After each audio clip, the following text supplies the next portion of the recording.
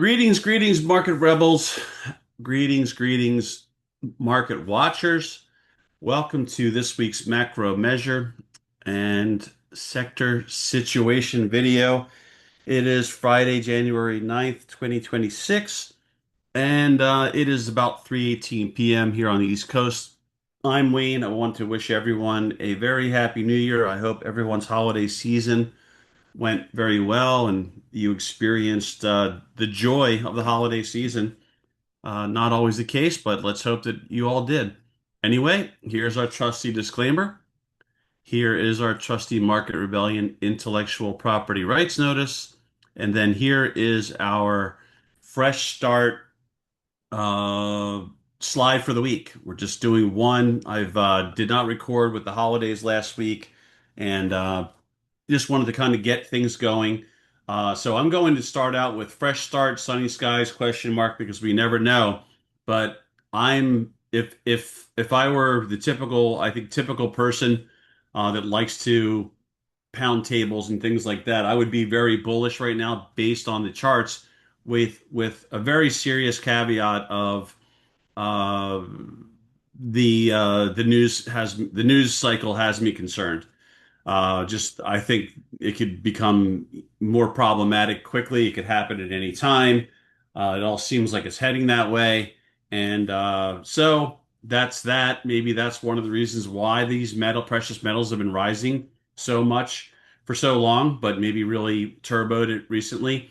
I think a few weeks back, I want to say that we thought that we would probably head into the end of the year fairly well, which we did. It was a little bit more of a dud, I think, than I anticipated in my mind, and then that might set us up for a good start to the new year. And effectively, we've got an inverted head and shoulders in some folks' eyes. You've got an ascending triangle in others. Both patterns, because of the incoming trend being a bullish one, both patterns, of course, would project up and through to new all-time highs. So we were going along with that and all the other factors, some of which are on this slide.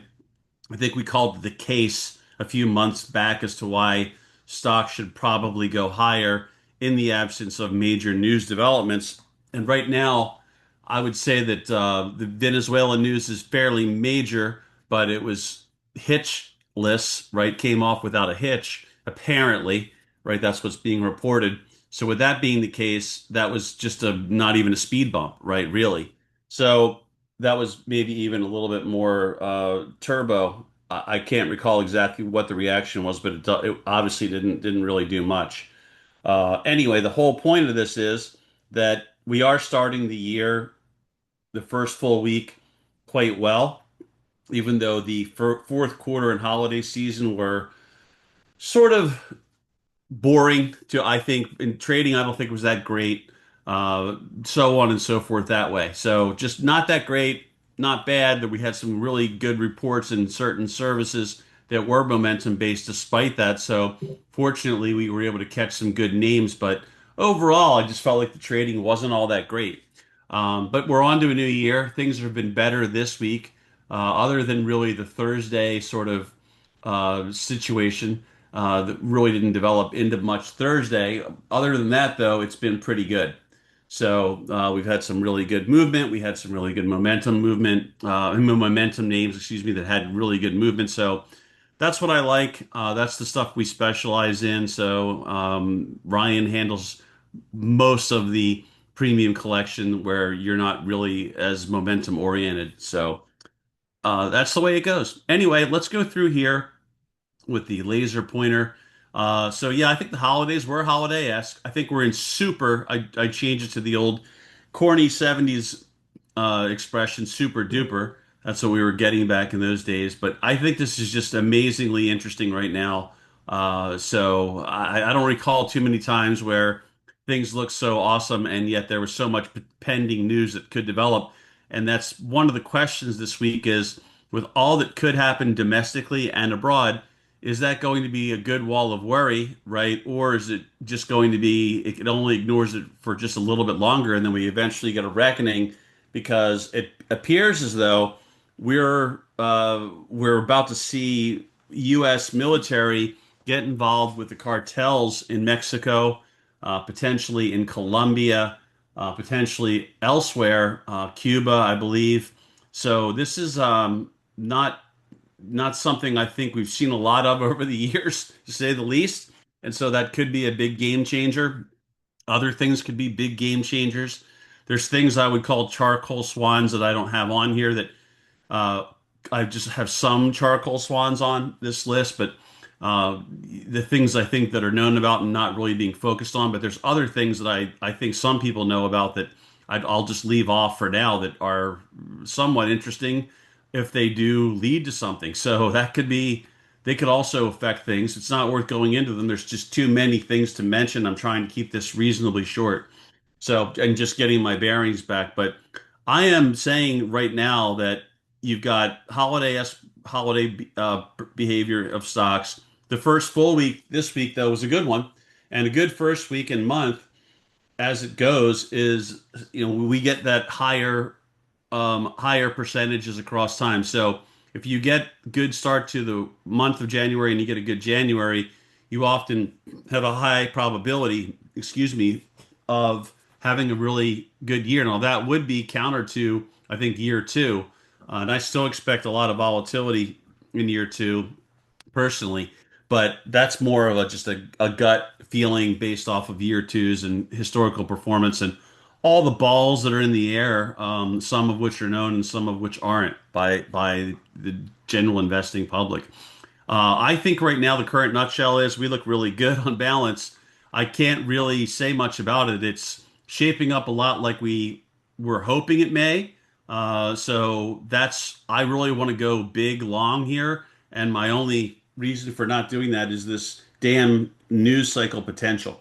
So I'm just frustrated by that. I'm still long certain things, but not to the degree and not as many things as I'd like to be. I'm trying to be really slick about it. So it's just frustrating me though, because I would love to be a lot less slick about it. Anyway, we talked a while back about IWM and materials too to keep an eye on for that sign that things were getting better. And I think in a nutshell, they have been getting better in there. I believe materials XLB has made a new, I think it's made a new all-time high, or at least a new high today. And IWM may have done the same. So that is good. There are other names in the market, like ASTS, for example, that I've been long this week. And these other things are really running but beneath the surface. So there's some good stuff happening in the indices, but there's certain names that are just really doing super well. I mentioned this one early in the week, and I think at least one or two webinars. So I can't complain. There's been a few like that, but I'm not that big in them, yet. It's a little, which makes it a little frustrating. Anyway, sectors. They are also a positive too. I would say that the problem right now, if you want to look at it that way, is that the megas are messy as a whole or as a package. They could lead us higher or lower, right? Because of their weights. So if there's a major rotation out of there as a package for whatever reason, it's not the end of the world. It's just that that could have things topple over if we see bigger selling and these megas don't get with the program, which they normally lead, and start rallying. And we can't lose sight of that. We also can't lose sight of why are these precious metals in such demand. That is not normally the case. So again, we're doing the rhetorical question of, right, what's happening here? What's going on? Why is that the case? What's that telling us? And I think it's telling you that there is something potentially different. Not that it's guaranteed that it's different. It's just that there could be something different. So that is concerning. I don't, in a way, I'm happy I'm long and all, and so on and so forth. I'm not complaining. It's just that what's going on here? Why is that the case? Now, just to kind of cut to the chase, we're supposed to have synchronous easing around the globe. We also have rates supposedly heading lower or at least not rising. As a matter of fact, it came out this afternoon, I guess, after the administration made news that mortgage rates are now at a 3-year low, which historically is a good thing. Given how important housing is, it's probably more important these days than it has been over the course of time, but it seems to be very important. I remember about 70% much like the consumer, 70% of the economy, 70% of the economy is dependent upon housing in some way. So that goes to show you. Again, liquidity, these are bullish. Here's like sort of taking things from our case a few months ago and just updating them a little bit. Companies are supposedly trim from the lean years we've had, where after the madness of the QE trillions burned off, they're supposedly using tech to really create better bottom lines and make people's lives worse by not needing them. Good old Wall Street and corporate America. But anyway, that's just the nature of the beast. And you've also got GDP supposedly going haywire to the upside, according to the Atlanta Fed. Grain of salt on that one, but it's not going down and in a big way. So that's kind of wild. You have the things we'll mention, the yen carry off the radar, the precious metal markets related defaults off the radar, domestic terror off the radar. It seems to me it's more focus on right this side being angry at that side for this reason, and so on and so forth. But with Trump doing the Venezuela thing, potentially in other places, potentially going up against the cartels in Mexico, that type of thing could stir the pot. Obviously, it seems like that is on the radar to a degree, but it's obviously right. The market does not care to this point with new all-time highs being made as I speak, right? So we have other order effects, right? So you've got your butterfly effects that are not really, I don't, the market doesn't seem to be considering those, or maybe it has it right and nothing's going to come of it.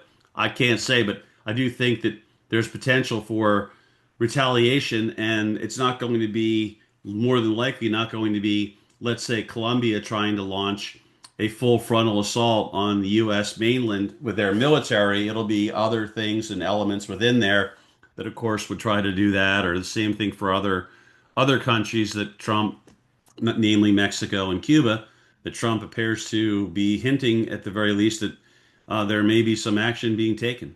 Anyway, we have to be on guard for another quick pullback from yet another all-time high. And I would say the bottom line is trading technicals improved.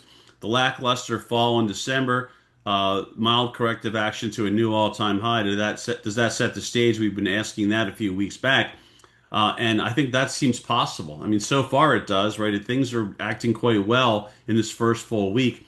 So, news neutral assumption, most likely scenario, and I would say don't be shocked, but I rarely go this far to say very bearish or very bullish because I don't like to get that way. I think psychologically it's bad. It's a bad place to be for trading management, which is the key, in my opinion, to making money in the markets because you can get into a trade. It's really about how you handle it once you're in, and just the way I look at it. Anyway, uh, I would, like I said earlier, I would be bigger, longer, but but the far greater than usual potential for serious news developments, I think, is there. So that's my concern. And again, you could look at that as are you on your way to a not too eventually you're going to have a reckoning and it won't be too far in the future, or is this just part of the wall of worry that just helps us go go go? I think the charts look like you can go go go, or I wouldn't be very bullish, but they do look like they could go go go to me. So we talked about the patterns. And they're doing this breakout so far really without the megas on balance, which is impressive. You know, that's one of the things we've been waiting for a long time. I can't say exactly when, but I know we've talked about this on many weeks over the last year or so plus. Anyway, there's good vibrations right now. Be counter to the second year. The news neutral assumption, again, bullish overall. I'm sticking with that, just reiterating that, but very concerned that news could emerge anytime. And that's where I think you have to go with your Uber DDA, which means discipline dictates action, which means you're really going to be on the ball when it comes to that because I think you got to be. I think you've got to be on the ball when it comes to that. Only because news could hit at any time, right? So I'm planning on rolling very quickly. If I get some good movement, I'm going to be rolling up. I'm not going to be waiting for my 70 delta calls to become 98 delta calls and then do something. If my 70 delta or 65 delta calls become 80, 85 delta calls, I'm making a move. I'm just going to do it that way. And if I'm like I always say, if the market just zooms, I'm still doing very well. And if it doesn't, and we get these kind of news-based reversals out of nowhere that do happen, I'll be happy that I didn't sit there like with all that money in profits and not take any off the table. That's my way of handling it. Trump penchant for newsmaking reminder: do not sleep on that. He's obviously indicating well in advance that more is on the way. And as far as mojo, I think it's on the verge of returning. So that's the real dichotomy. Same old reminders at the end, but I'm saying right now it's almost too easy, which has me a little worried, as does being sort of part of the consensus. That's where I've got this consensus risk worry. I mean, it's just very hard not to be bullish the way things are unfolding. And so when you're with nearly everyone else, you probably should be right. You probably have to have your spidey sense up. I don't really think uh, you shouldn't trade. I plan to. I'm just saying that you got to trade, I think, with really with your head on a swivel more than usual, which is saying something. So let's stop, take a look at the charts, and that'll hopefully, if you buy any of what I'm selling on that, hopefully that'll help out for the week in terms of your management more than anything else. Just because if we do get some good moves, uh, then you want to lock those in when you've had some good profits and maybe stay in, but just with lower delta calls than maybe you originally got in, things like that. Anyway, this is one of the stocks that I'm talking about. This has had a really nice push this week, higher, and I'm already on percentage. So thanks, Thinkorswim. I just happened to land on this one. Or I guess I was looking at it before I started recording. But yeah, this is really looking good. This to me has a lot of potential, and this whole area. So there's other names you might want to look at in there. But let's start out with our main proxy, which is SPY, and we're going to just highlight the. Let me get. Maybe there'll be less messy stuff here I could pick from. Maybe this one. Will this work? Yeah, this will be a little bit better right here. So, because you ought to be able to see the pattern without all that stuff in the way. So there you go. I mean, this is a pretty strong break out here. We did have a breakthrough, and they did the old pullback, but they're closing out the week strongly, which is what you want to see. So, are you out of the woods yet? No, you're not. You have to know that they could rally a little bit early in the week, come back down a little bit, and then touch near here, and then go again. There's so many different things, obviously, that could happen. You could have another where you jam up and they reverse it down hard if there's big news that develops. So you can't discount that. I want to backtrack very briefly to help newer people out and for everyone to believe this stuff that I know a lot of the folks that have been watching these videos and been in the services for years, their eyes are glazing over. But I try to remember to do this for new people. So the semiconductors were having a good week. I mean, they made a new all-time high, I think, or they're close to one today. They're at least making a new high today, and recent high that is.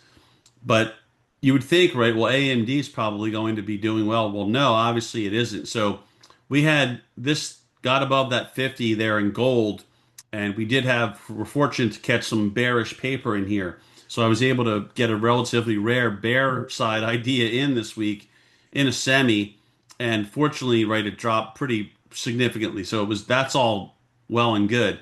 But the real reason to discuss this is because this is what happens, right? They could have bought calls and sold stock, but they bought puts. So they could have done synthetic puts, but they didn't. They did real puts apparently. My point is that you always have to be careful when you see UA or even just a breakout attempt, and then, right, it doesn't hold. They can't hold it and it reverses because this is very common. I mean, in fact, I would say go as far as to try to look for stocks that are breaking out and then check them at the end of the day to see if they fared well or not. Because if they haven't, you often see this vicious often a short-term rug pull there just thereafter because they trapped a bunch of people. that were expecting this stock to go and to go along with the markets, which is rising, and to go along with semiconductors, which are rising. And instead, right, they crush people. So this is why you cannot overstay your welcome on breakouts that are not working. That's my soapbox for the week. But after checking out the spies, clearly after this consolidation, I know this is messier, but after this consolidation, and you're now leaving it, you could say, well, is there room? Yes, there's definitely room, clearly. And in fact, just from an RSI basis, you're only at about 63 on this chart, the way that I have the RSI set up. So you're not really in any extended position yet. And that's not a bad sign. That means you could have a few more days of moving up without a problem, without even bumping into anything that's overbought. Now, we're really just a stone's throw from 50,000 in the Dow Jones Industrial Average, right? You're getting right back up towards the all-time high, which is essentially 49,600. We're looking at the ETF, obviously. But this is also, right, your blue chips are doing it, but what I think is the more important is your IWM is doing it, right? This is now making a new all-time high. We were excited about this for a long time, as IWM typically does. It stalled a few times. It did kind of put together that wide, somewhat of a wide double bottom in the short run, if you want to call it that, short run. And now, right, it launched off of that nicely and has taken this out. Now, you could say, well, what about going further? Right, it's at 67. It's got a little less room before it hits overbought if it keeps going. But still, I don't think it's really that overdone at this point. I think it can still power a little bit further, but it probably will put together one of those pushes, then pullbacks too, then go, right? So a lot of people just call that backing and filling or converting former support. I'm sorry, former resistance to support.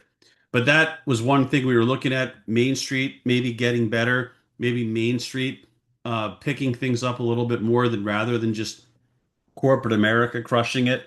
For a while, this has been the case.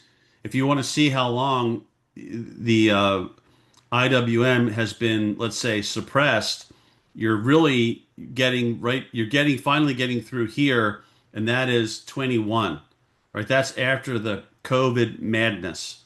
That is after all that money was injected into the economy back in here to, well, I should say lighter fluid effect, create the lighter fluid effect that, of course, quickly wore off. But we do things, some would say in an asinine way, and some would say in an intentionally self-destructive way, or maybe a way that aids certain parties at the expense of others. Regardless, this is, we've been saying it for a while. We thought when it was in the 220s, this thing had a bunch of potential to maybe move up to 80 initially, then beyond. But now I would say this thing has the potential to move up, I would say another 50 to 60 points from here. I know Tom Lee had this happening, I think, last year, but overall, he might turn out to be right. Other than news, I think he'll probably turn out to be right rather than wrong, but he was just a little early. So Tom Lee takes a lot of flack, but in this case, I think the potential he was talking about was definitely there. And so that is very interesting. There's been a lot of positioning in there. So what I would say about this one is, right, if there is a little bit of a risk off moment, this could get hurt quickly because a lot of people are now betting and have bet recently that this goes into that catch up mode. So even if we're part of that, we can't ignore the fact this could be a swift rug pull. I'm not predicting that. I'm just reminding folks of that. But you can see how long this has been really below the all-time high. It's been many years. Meanwhile, right, spies and Qs have just powered their way up and through. So, in speaking of Qs, let's go over into that and let's look at where we are. And we're just about 1% plus away from challenging the all-time high. And this is happening, as I say, without those megas doing all that much. But this has obviously become a little bit of a laggard relative to the other three, which are all barely off of all-time highs that they made, I think, this week.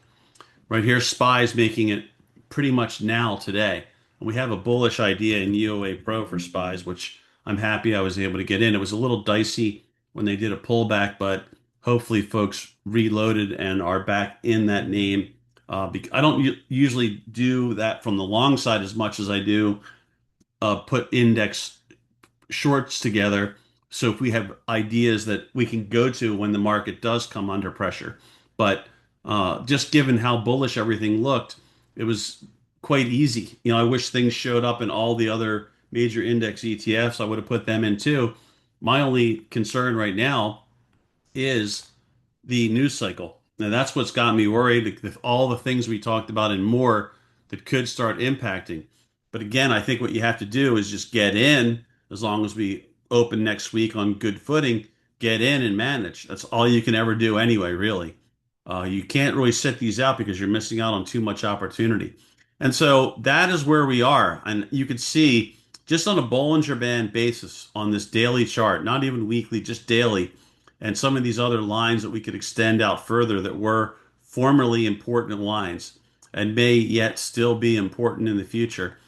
I mean, this is telling me that you could get up another 2 to 3% in the short run here, which would be a really nice January.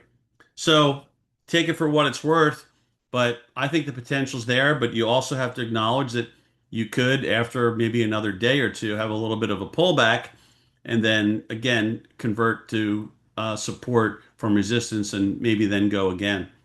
But why am I sounding uncharacteristically, I guess, enthusiastic? Because I try to keep it even keel and I still would preach even keel and discipline, but at the same time, you have to be cognizant of the fact that these the breadth views are, if you believe in the market kind of creating a feedback loop, which I think a lot of people do these days, this is really starting to go. The advanced decline cumulative average and the regular advanced decline line just continue to power to new all-time highs. This is powering, and this is without, a lot of our leader stocks doing their thing. Look at this, right? The percentage of stocks above their respective SMAs in the SPX. So you've got the 50 in gold, you've got the purple being the 200 and the red being the 100. And you can see these are all trending higher and making relatively new highs, multi-month highs. You've got just the cumulative volume index down here on the NYSE. There's a new high. You've got the McClellan's powering up. Both are powering up. You got the short-term oscillator and the longer-term summation index powering up. You haven't seen really anything bad here in terms of new lows, with this one little blip being the exception. In now it's going on about 6 weeks. So beneath the surface, while we weren't doing anything, overall more stocks are making new highs respectively versus new lows. You can see that. So I can't really say bad things about this situation. I really can't, because to me, this is looking really good from a market breadth perspective. It's not like this is unsupported. And if you look at the sectors, we did talk about basic materials, and fortunately, that is acting really well. That to me is also a very good sign. I think it might be a new all-time high. It looks like it's getting a little hit. Nope, it's barely shy of the all-time high. So it's a good thing we checked. But it's getting up towards the all-time high. XLI is powering, right? You've got even staples and you've got discretionary are going again. Transports, very important, going again, right? The defensive sectors, not doing much yet. We did see some paper in DR Horton, bullish paper. You're taking a breather here in financials. Energy, which has been volatile, has gotten its mojo back to end the week. And your leadership sectors here are not even helping. They're really not helping. XLK and XLC, which brings us to what if they do, right? So what if these megas finally do start doing their thing? So Apple, we had it as a bear this week. Fortunately, we didn't like the way it looked and it broke down. And so that was great for momentum traders and Rebel Pit Pro, I believe. But now, right, Apple has a history of getting near or right below key SMAs and reversing, not predicting it, just saying that it does. If that starts righting the ship, you all know what kind of a weight that is. Amazon is doing well. We had that as well. We like that to the upside in that service. It was easy this week, not always like that. But these not only was it easy to pick the ideas, but they had good movement. It wasn't just like, oh, you could have made $1 or two. These things really had good movement. I can't remember the other ones. One may have been Hood. I can't remember what our other one was. I can't, just can't. It might have been, was it Snow? Snow or D Dog? I can't remember. It's just been that kind of a week. But the point is, getting back to the megas, that Google have a UOA idea, bullish UOA idea, thank God, in there. That's looking good. So Amazon and Google look pretty good. Apple, not so wonderful. It hasn't been helping clearly. If we do microshaft, right, that is not really helping the cause yet, right there. What about, right, Nvidia? Not helping the cause despite paper, just couldn't get above our trigger, I don't think. Meta, not really helping this week, right? Tesla, some people say Tesla, that's not been great this week, but it is bouncing off the 100 in dashed white. Netflix, which can't get out of its own way, there was massive paper that came in today, had to put an idea in that I don't like as a bull because earnings are coming up. You could have a little bit of pre-EPS run. There was massive call buying in here. I'm not a bottom fisher, go against the trend player, but every now and then when you see that kind of size, somebody might be stepping in thinking there's going to be a little bit of a squeeze in front of EPS. Maybe they're right, maybe they're wrong. It was more longer dated, excuse me. So it might not be quite that entirely. It could be more than that, but we'll see. So you got that. You got JP Morgan, right, which is just off the highs. And then these are just some of your real heavyweights that we're talking about. Not helping. These are not really helping out while we make this new all-time high, right? You can see that. In fact, I think you had AMD, we already talked about. Taiwan semi backed up. Texas was backing up earlier this week. It backed up a little bit from that high, but it's now going. But yeah, so the bottom line is that a lot of these big things are not that great. They're just not. And so if they start to help out, that could really obviously help put a powerful move together. But we checked it out. It's been reported by CNBC and other major outlets that Trump is going to be doing something with the U.S. military, apparently inside of Mexico, supposedly aligned against the cartels. So my concern about that is that who knows where you go from there? Who knows what happens, once that erupts? That's a concern. So I think you have that to be concerned about. But as you can see on balance, if you get your leadership sectors back involved, and the fact that your defensive sectors are sitting there not doing much, and your other sectors are going almost as a package with just a few exceptions, you're barely off the all-time highs in XLF and so on and so forth.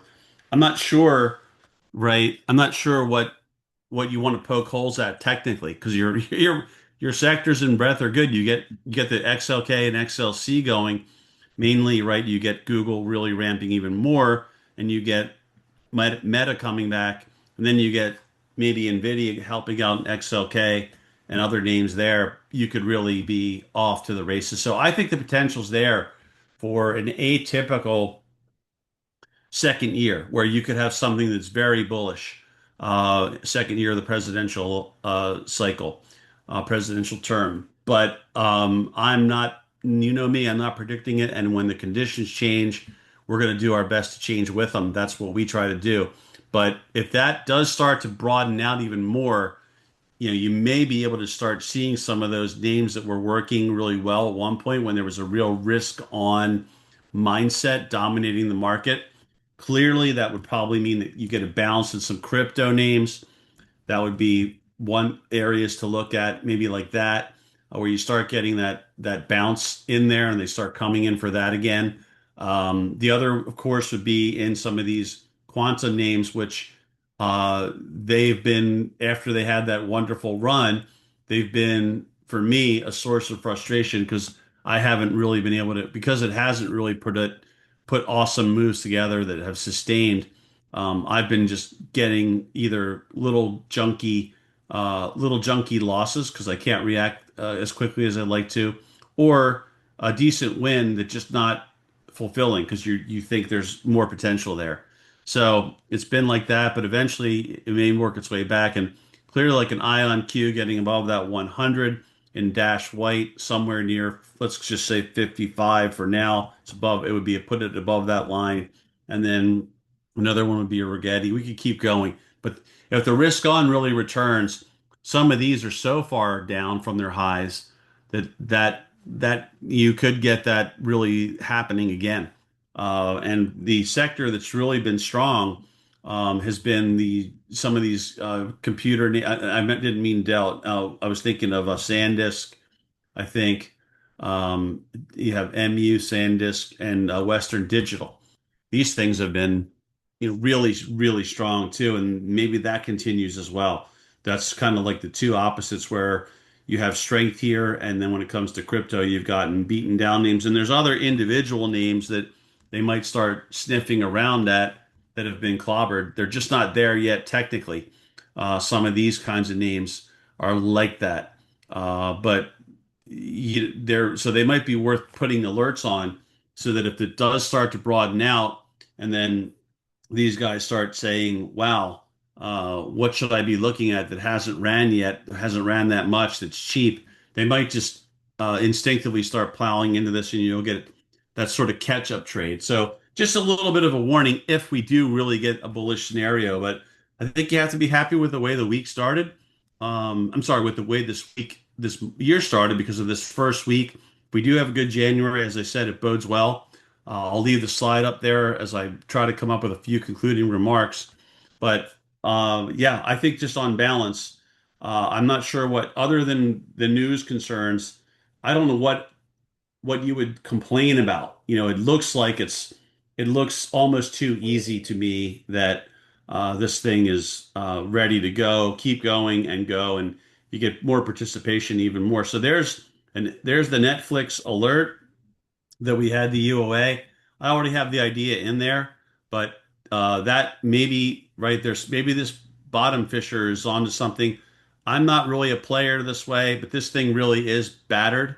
And so you again the catalyst would be that you have maybe someone thinking, oh, we're going to get an update, because the EPS are coming out soon, and maybe this is a slight positive divergence here if it turns around and goes and there's some room for it to run back up towards the 50, something like that. So I didn't want to miss that in case that did start to turn or news generates a turn in front of it. So that's what I did. I got the idea in a little early, and then just set an alert for my own trading that if it starts to do the old turn and burn. So one to keep an eye on, not predicting it, just saying with that kind of UOA appearing, they could have, if they were long-term players, they could have waited until after the 20th to start positioning themselves, but they decided about 10 days in front that they wanted to go in fairly big. I think it was out in, my recollection is it was out in office, yeah, August. So on that note, it's obviously time for me to shut up and move on. I wish everyone a great week ahead. I hope you have a great weekend first if you get to catch this early. And I wish everyone, a great year. Obviously, we're at the start of a new year. I hope everyone's well. And yeah, we'll pick it up from there. I hope something I share with you helps you this upcoming week or some week in the future. And until next time, take care and thanks.